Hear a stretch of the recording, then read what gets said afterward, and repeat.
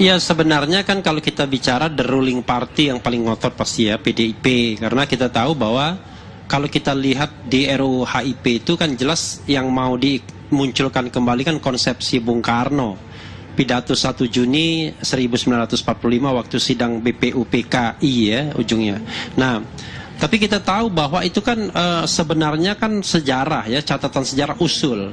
Tetapi kemudian pidato tentang dasar negara Soekarno, dari Supomo, dari Yamin, itu kemudian kan digodok lagi oleh tim 9 yang kemudian jadi Piagam Jakarta. Nah, Piagam Jakarta itu persis rumusannya kurang lebih sama dengan Pancasila sekarang, kecuali sila pertama kan begitu.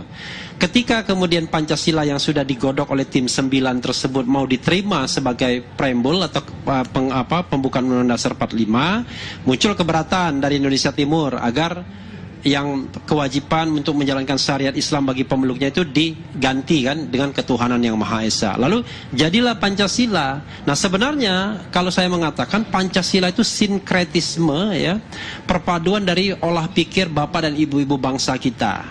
Jadi the founding parents kita. Karena itu ketika kemudian menghidupkan kembali hanya sekedar pidato Bung Karno misalnya, malah justru tidak sesuai dengan jiwa Pancasila, terutama ketika Pancasila mau diperas menjadi sosiodemokrasi, kemudian sosionasionalisme, dan kemudian ketuhanan yang berkebudayaan. Karena kenapa golongan Islam jadi marah? Karena ketuhanan yang berkebudayaan itu ya dianggap tidak sesuai dengan prinsip tauhid misalnya, karena silanya kan ketuhanan yang Maha Esa. Bahkan bisa jadi eka sila, gotong royong. Nah, kalau sudah gotong royong tambah menghilangkan sila ketuhanan. Bahkan di situ dikatakan bahwa inti dari ajaran Pancasila itu adalah keadilan sosial.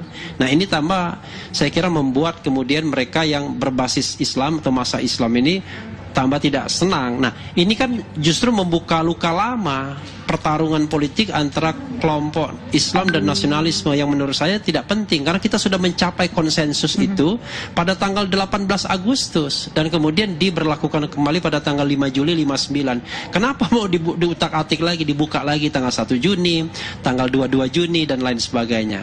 Saya kira karena saya pun termasuk orang yang menentang ketika Pancasila dijadikan hari lahirnya itu 1 Juni. Karena kalau 1 Juni Pancasila ya, itu seolah-olah Pancasila itu hanya buah pikir satu orang saja.